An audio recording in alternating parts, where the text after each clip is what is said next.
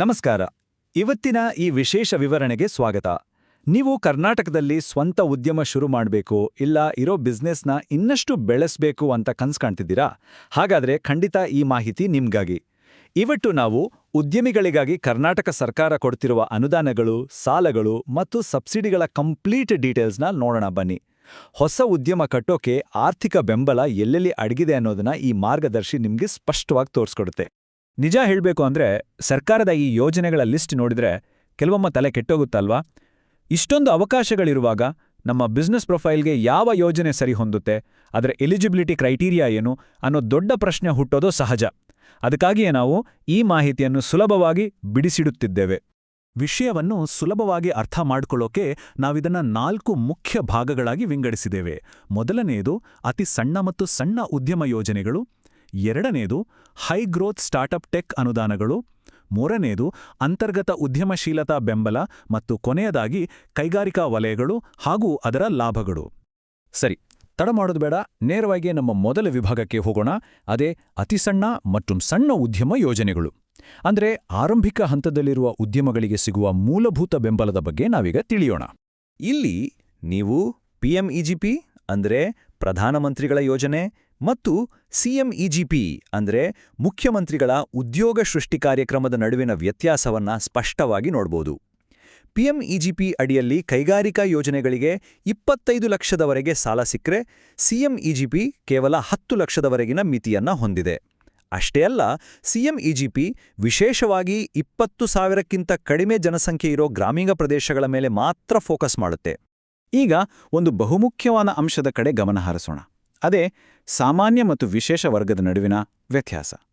ನೋಡಿ, ನೀವು SC, ST, ಮಹಿಳೆಯರು ಅಥವಾ ಅಲ್ಪಸಂಖ್ಯಾತ ವರ್ಗಕ್ಕೆ ಸೇರಿದವರಾಗಿದ್ರೆ ನಿಮಗೆ ಸರ್ಕಾರದಿಂದ ಭಾರಿ ಬೆಂಬಲ ಸಿಗುತ್ತೆ. ನಿಮಗೆ ಮಾರ್ಜಿನ್ ಮನಿ ಕೂಡ ಕಡಿಮೆ ಇರುತ್ತೆ. ಜೊತೆಗೆ ಗ್ರಾಮೀಣ ಪ್ರದೇಶಗಳಲ್ಲಿ ಬರೋಬ್ಬರಿ 35% ದೊಡ್ಡ ಸಬ್ಸಿಡಿ ಸಿಗುತ್ತೆ. ಇದು ನಿಜಕ್ಕೂ ಒಂದು ಅದ್ಭುತ ಅವಕಾಶ ಅಲ್ವಾ? ಈಗ ಸಾಂಪ್ರದಾಯಿಕ ಉದ್ಯಮಗಳ ಕಥೆ ನೋಡಿದ್ವಿ. ಬನ್ನಿ ನಮ್ಮ ಎರಡನೇ ವಿಭಾಗದ ಕಡೆ ಹೋಗೋಣ. ಹೈ ಗ್ರೋತ್ ಸ್ಟಾರ್ಟಪ್ ಟೆಕ್ ಅನುದಾನಗಳು. ಇಲ್ಲಿ ನಾವೀನ್ಯತೆ ಅಂದ್ರೆ ಇನೋವೇಷನ್ ಆಧಾರಿತ ಸ್ಟಾರ್ಟಪ್ಗಳಿಗೆ ಸಿಗುವ ಫಂಡಿಂಗ್ ಬಗ್ಗೆ ನೋಡೋಣ. ಇಲ್ಲಿ ಕಥೆ ಸಂಪೂರ್ಣವಾಗಿ ಬದಲಾಗುತ್ತೆ. ನಿಮಗ್ಗೊತ್ತಿರಲಿ, ಸ್ಟಾರ್ಟಪ್ ಕರ್ನಾಟಕ ನೀತಿಯ ಮೂಲಕ ರಾಜ್ಯ ಸರ್ಕಾರವು ಟೆಕ್ನಾಲಜಿ ಇಕೋಸಿಸ್ಟಮ್ಗೆ ಬೃಹತ್ ಬಂಡವಾಳವನ್ನು ಸುರಿಯುತ್ತಿದ್ದೆ. ವೇಗವಾಗಿ ಬೆಳೆಯಬಲ್ಲ, ಹೊಸತನದಿಂದ ಕೂಡಿರುವ ಮತ್ತು ಸಂಪತ್ತು ಸೃಷ್ಟಿಸಬಲ್ಲ ಬಿಸ್ನೆಸ್ ಮಾಡೆಲ್ಗಳಿಗೆ ಭಾರಿ ಪ್ರೋತ್ಸಾಹ ನೀಡಲಾಗ್ತದೆ. ಈ ನಂಬರ್ ನೋಡಿ, ಬರೋಬ್ಬರಿ 100 ಕೋಟಿ ರೂಪಾಯಿ.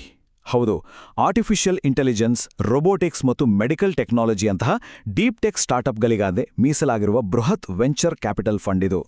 ಭವಿಷ್ಯದ ಟೆಕ್ನಾಲಜಿ ಮೇಲೆ ಸರ್ಕಾರ ಎಷ್ಟು ನಂಬಿಕೆ ಇಟ್ಟಿದೆ ಅನ್ನೋದಕ್ಕೆ ಇದೇ ಸಾಕ್ಷಿ. ಇನ್ನು ಈ ನಂಬರ್ ನೋಡಿ, 50 ಲಕ್ಷ ರೂಪಾಯಿ. ಕರ್ನಾಟಕದ ಫ್ಲಾಗ್ಶಿಪ್ ಕಾರ್ಯಕ್ರಮವಾದ ಎಲಿವೇಟ್ ಐಡಿಯಾ ಟು POC ಯೋಜನೆಯಡಿ ನಿಮ್ಮ ಆರಂಭಿಕ ಹಂತದ ಐಡಿಯಾವನ್ನು ಸಾಬೀತಪಡಿಸಲು 50 ಲಕ್ಷದವರೆಗಿನ ಒನ್ ಟೈಮ್ ಗ್ರಾಂಟ್ ಸಿಗುತ್ತೆ. ಗಮನಿಸಿ, ಇದು ಸಾಲ ಅಲ್ಲ, ನಿಮ್ಮ ಐಡಿಯಾವನ್ನು ಪ್ರಾಡಕ್ಟ್ ಆಗಿ ಬದಲಾಯಿಸಲು ಸರ್ಕಾರ ಕೊಡ್ತಿರುವ ನೇರ ಸಹಾಯಧನ. ಆದ್ರೆ ಈ 50 ಲಕ್ಷದ ಎಲಿವೇಟ್ ಫಂಡ್ ಸುಮ್ಮನೆ ಸಿಗೋದಿಲ್ಲ. ಇದಕ್ಕೆ ಕೆಲವು ಕಟ್ಟುನಿಟ್ಟಾದ ರೂಲ್ಸ್ ಇವೆ. ಮೊದಲನೇದಾಗಿ, ನಿಮ್ಮ ಕಂಪನಿ ಕರ್ನಾಟಕದಲ್ಲೇ ರಿಜಿಸ್ಟರ್ ಆಗಿರಬೇಕು. ಎರಡನೇದಾಗಿ, ಕಂಪನಿ ಶುರುವಾಗಿ 10 ವರ್ಷ ಮೀರಿರಬಾರ್ದು.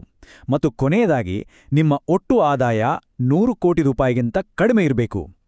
ಈ 3 ಹಂತಗಳನ್ನು ಪಾಸ್ ಮಾಡಿದ್ರಷ್ಟೇ ಈ ಫಂಡ್ ನಿಮಗೆ ಒಲಿಯುತ್ತೆ. ಮಹಿಳಾ ಉದ್ಯಮಿಗಳಿಗೆ ಇಲ್ಲೊಂದು ಗುಡ್ ನ್ಯೂಸ್ ಇದೆ. ಅದೇ ವೃದ್ಧಿ ಯೋಜನೆ.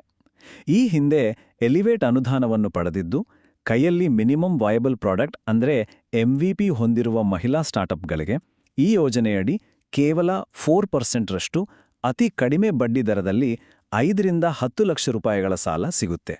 ಸರಿ, ಈಗ ನಾವು ಮೂರನೇ ವಿಭಾಗದತ್ತ ಸಾಗೋಣ. ಅಂತರ್ಗತ ಉದ್ಯಮಶೀಲತಾ ಬೆಂಬಲ. ಸಮಾಜದ ಎಲ್ಲಾ ವರ್ಗದ ಜನರನ್ನ ಒಳಗೊಳ್ಳುವ ನಿಟ್ಟಿನಲ್ಲಿ ರಾಜ್ಯದ ವಿವಿಧ ನಿಗಮಗಳು ಏನೆಲ್ಲಾ ಜನಸಂಖ್ಯಾ ಆಧಾರಿತ ಧನಸಹಾಯ ನೀಡುತ್ತಿವೆ ಅಂತ ನೋಡೋಣ. ಇಲ್ಲಿ ನೀವು ಸ್ಟ್ಯಾಂಡರ್ಡ್ ಎಲಿವೇಟ್ ಮತ್ತು ಎಲಿವೇಟ್ ಉನ್ನತಿ ನಡುವಿನ ವ್ಯತ್ಯಾಸವನ್ನು ನೋಡಬಹುದು.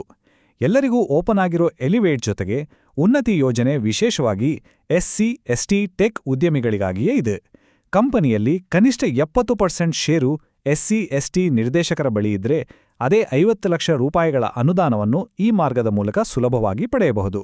ಬರೀ ಟೆಕ್ನಾಲಜಿ ಮಾತ್ರ ಅಲ್ಲ, ಬೇರೆ ಕ್ಷೇತ್ರಗಳಲ್ಲೂ ಅದ್ಭುತ ಅವಕಾಶಗಳಿವೆ. ಅಂಬೇಡ್ಕರ್ ಮತ್ತು ವಾಲ್ಮೀಕಿ ಅಭಿವೃದ್ಧಿ ನಿಗಮಗಳು ಮೈಕ್ರೋ ಪ್ರಾಜೆಕ್ಟ್ಗಳಿಗೆ ಬರೋಬ್ಬರಿ 70% ವರೆಗೂ ಸಬ್ಸಿಡಿ ನೀಡ್ತಿವೆ.